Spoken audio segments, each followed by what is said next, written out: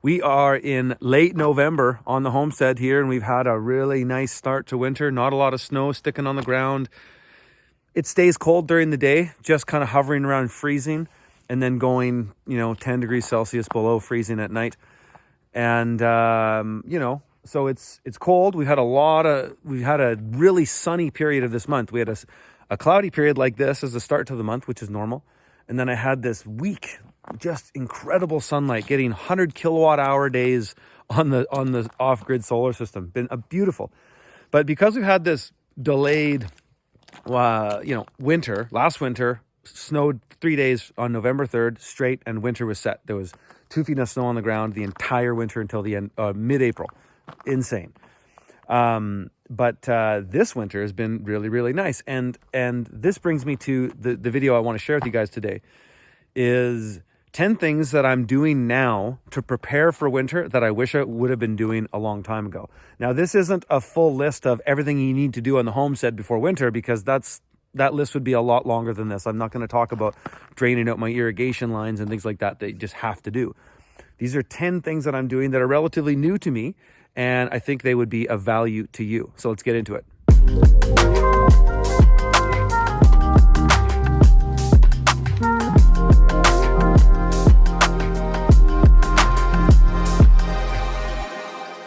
All right, number one is I just screwed this up, and it's something I knew that needed to happen. It's just something that didn't happen as much as it should have, or the winter caught me off guard, or I would have some excuse. But it didn't get done. Is getting everything off the ground. Everything. Not having things laying around and stuff, because your snow machine, if you deal with snow the way I do, will destroy everything because you just won't see stuff. So I've got some stuff on the ground in my homestead right now, but just implements for my skid steer, really. There's no stuff laying on the ground that isn't supposed to be on the ground. My firewood area there, I've still got some rounds I can split, but I got all my firewood there organized. We'll talk about that later in this video. But just getting everything off the ground. One thing, I have this steel Quonset building here. It was the first thing I built when I bought this land.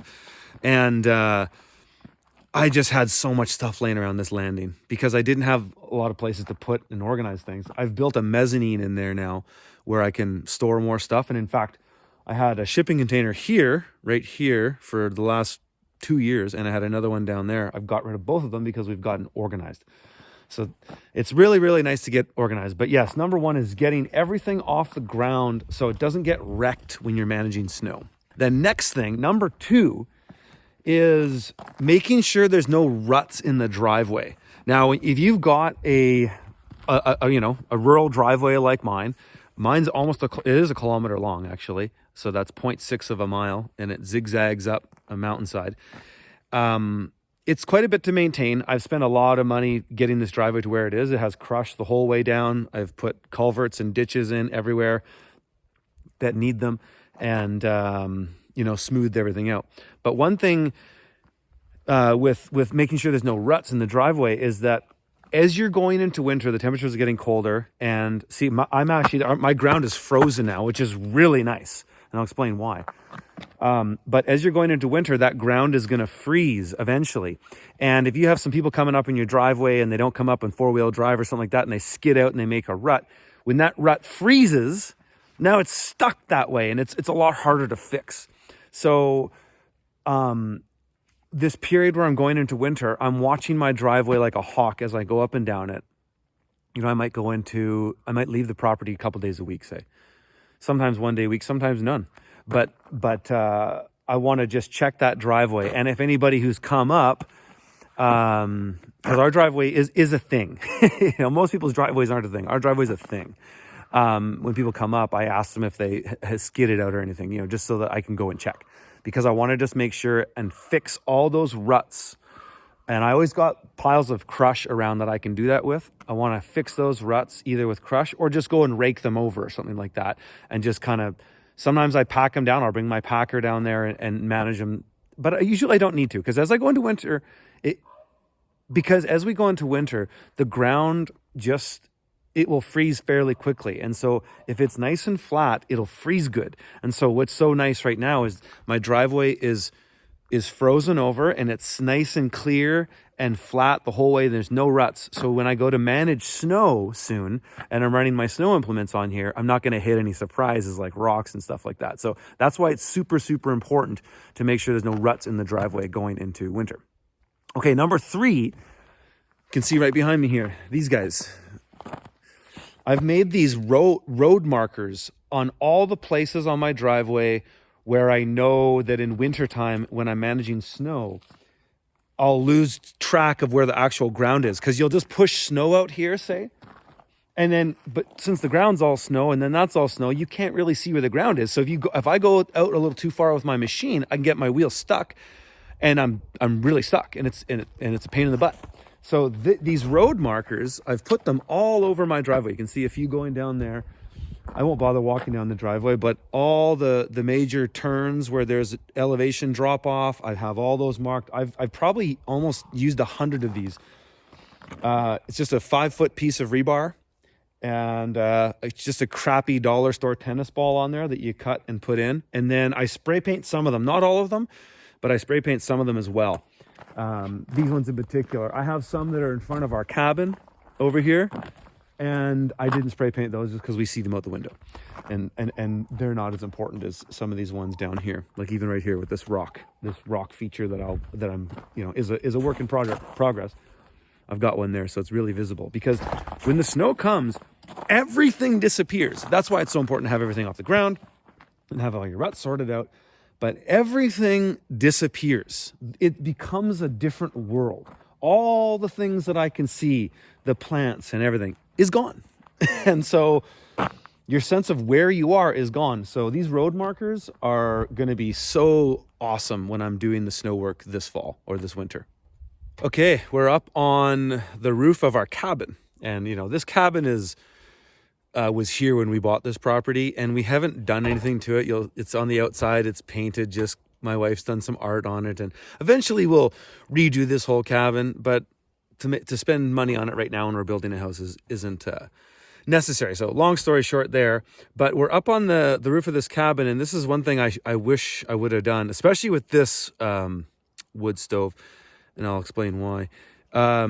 Is put a cricket on here. And so this piece of infrastructure is called a cricket. And what it does is, as the snow slides down, it just breaks it up so that it moves around the infrastructure of the chimney. And then you'll also notice these braces here. What these do is, as the snow is pushing down, stops these from bending, because these will bend, and then it pulls the whole stove down, which can be a risk. And the main reason for that is because this roof is kind of weird. Like there's 2 pitches, and the steep one just pushes a lot of snow down, and it builds up at the base or the top of the next pitch, and which gives it kind of more weight and force as it pushes down. And it's been really, it's screwed around to this chimney a lot. And this is a solution that is going to basically completely eliminate that from happening. And some roofs have a reason for these and some don't. It just depends on your kind of roof, exactly. I don't have it on on the greenhouse there, that one. I don't need it because there's a parapet roof above it. And that makes it so there's not a lot of snow that's pushing on it. So it doesn't need anything. It doesn't even need these braces either. But this is something that I'm really looking forward to, not having any problems, because it created a lot of leaking. And we re-roofed this just a number of weeks ago, actually. And I wanted to do it before winter because the roof on this was old. It was 20 years old or more, and it was getting really wrecked. And cheap steel, the cheap grade, the lowest gauge steel that you get for roofing is not worth the extra money, in my opinion. I think it's worth it to spend a bit more and do something nice. And what we're using here is what we're using on the house and the greenhouse and all that is standing seam Prolock. It's from West Form. Most of these steel companies will do this, and it's a higher gauge, so it's a thicker steel. And it's I love it too because there's no screws in it. You need some screws with your infrastructure, like the cricket and some of this stuff, but there's nothing anywhere else. And this year, and I had a snow guard on here, and that was a mistake because it just created damming and then as it dammed and froze and thawed and froze and thawed, water would get underneath the ice and go and just force its way through the screws, because water just finds a way. That's what's so fascinating about water in general. But so no more snow guards, and let the snow come off. I just have to manage it.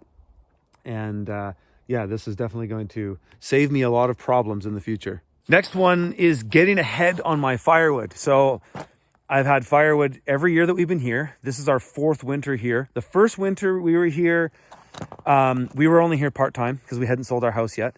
And then second winter and third winter here full-time. We burn about 6.5 cords, call it 7 cords to keep our cabin warm all the time. We're not living in the house yet. I have a wood boiler on this property. It's here. It's all hooked up and it's all plumbed and everything. But our house isn't finished. So to run that wood boiler now we don't need it. So we just run a wood stove in our cabin, and it's a good one. It's a Blaze King Boxer. That cabin is 800 square feet. It's not efficient at all. But with that wood stove, we're plenty warm. No problem. That wood stove, I can damp it down so it can burn for 8 hours. So it can burn overnight, which is really nice in the winter. But yeah, getting ahead on my firewood has been so awesome. This is the first year that I'm ahead on it. Every year we've been up here, so I guess, 2.5 winters, call it. I'm chopping and having to manage more firewood in the deep of the winter, and you just get tired of doing it. Once you're around Christmas, you kind of want to be lazy. You don't want to just always have to do a ton of chores. And I have to say, it's really nice to not have to worry about doing firewood. I still have to do some firewood chores. Like I got to split up kindling every now and then. I did a batch that lasted us up until now in September. And I got to do a little bit more here, but I'm not really letting this fire in our cabin go out ever. I let the fire in here go out because I only need to run a fire in there when I'm doing a live stream, or if I just need to get that building a little higher in temperatures for the off-grid system and the batteries. But I barely need to have a fire in there every week all winter to keep it there. The building's so efficient that it's fine. But yeah, this is my firewood, and everything's split. These cubes, I've done videos on these in the past. They're 48 by 48 by 48 inches. They hold a half cord. And so here we're looking at 7 cords, and this one's not obviously done, but with all that, and those ones are doubled up, we're looking at 7 cords, and we'll burn that this winter. But yeah, I still got, a little bit to split just here, but I don't have to worry about it. I don't need any firewood for a long time. I can do that when I want to. And sometimes I want to. It's a great way to get exercise. It's a great way to stay fit in the winter. But, with firewood, it's nice to be able to just have it done so that, let's say you get sick and you're out of commission, you don't want your wife to have to go split the firewood if she's got other things to do. At least I should have said, I don't want my wife to go split firewood. She's got other things to do. And so getting ahead on it is super crucial. Okay, next one, we're going to walk down to the chicken coop here, and I wish I would have done it this way the first time.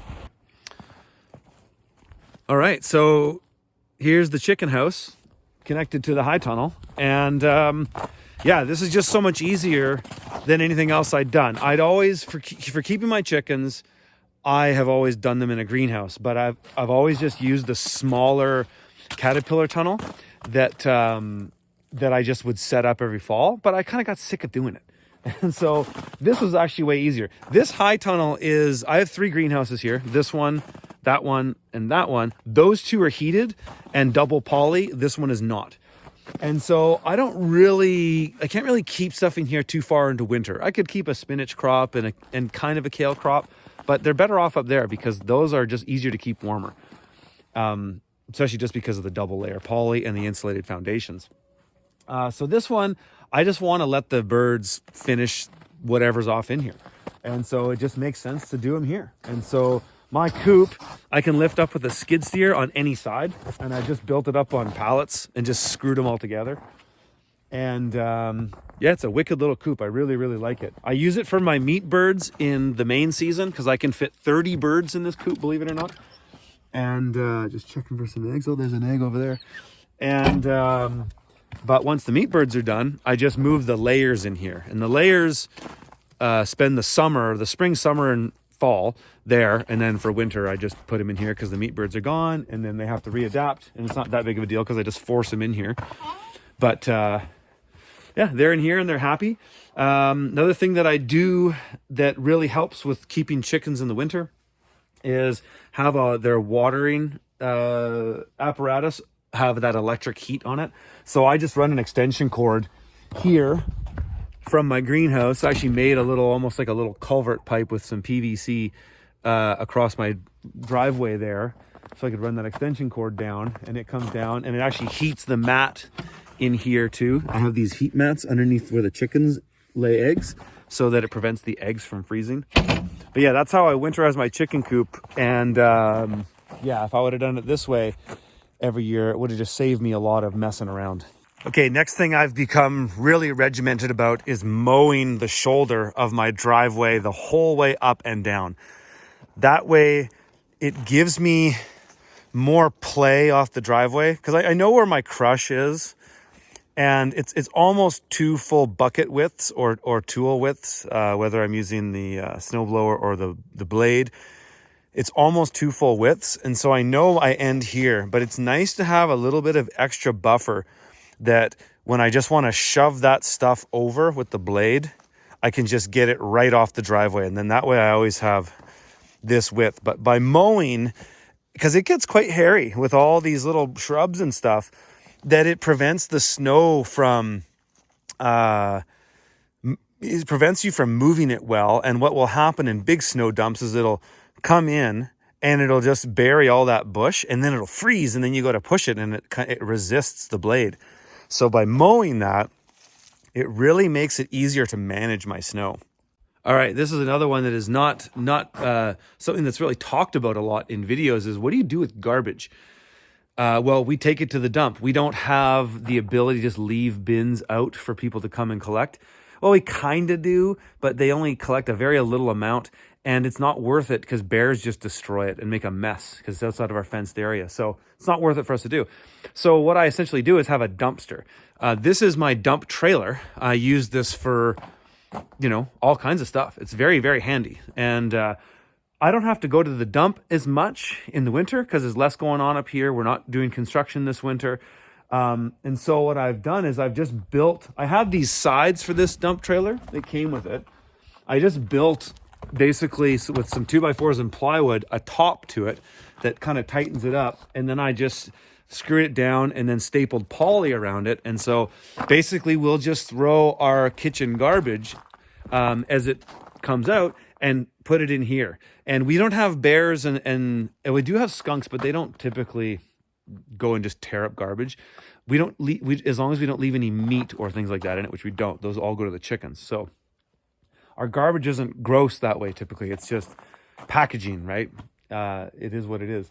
And so this just makes it so much easier for me, because if I don't have a place to put that garbage, you're accumulating it somewhere that it just gets wrecked in some way or another. So this is a consolidated way, and I probably won't need to go to the dump until the spring, or maybe even beyond, depending on when our construction starts back up again, because that's when there's just more garbage, right? Construction, all the packaging and stuff for the insulation or, drywall garbage and stuff like that. It is what it is.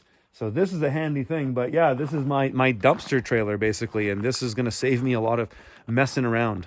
Next one, another not really that sexy one, but it's, the reality of living in the bush, is burn piles and burning stuff. And typically the time to do that is in the fall and winter, when there's no risk of a fire spreading anywhere. And so this is another burn pile I got to get going. I did one already, and I kind of consolidated a bunch of extra stuff into that.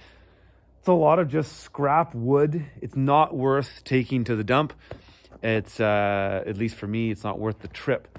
And so, yeah, we burn piles. All my neighbors in this area burn piles in the fall and winter. So that's what we've done. And a lot of what I burn too sometimes is just weeds that have just gone to tumbleweed essentially, and we get some of that accumulating around.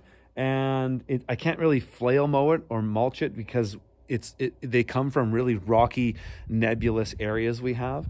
And so I just kind of clean it up if it's any ones that are going to be in the way, and I just throw them in there. I actually use it as an igniter because it's an easy way to start the fire. And then and then I'll burn that. But I've just been a lot more on it this year than I have in previous years. And sometimes if you just let stuff accumulate, then it just becomes more work to deal with after. So it's best just to get it done so that you going into the springtime, things are just clean around the homestead. All right, the last one is just getting my tools organized and my snow tools organized before the snow comes.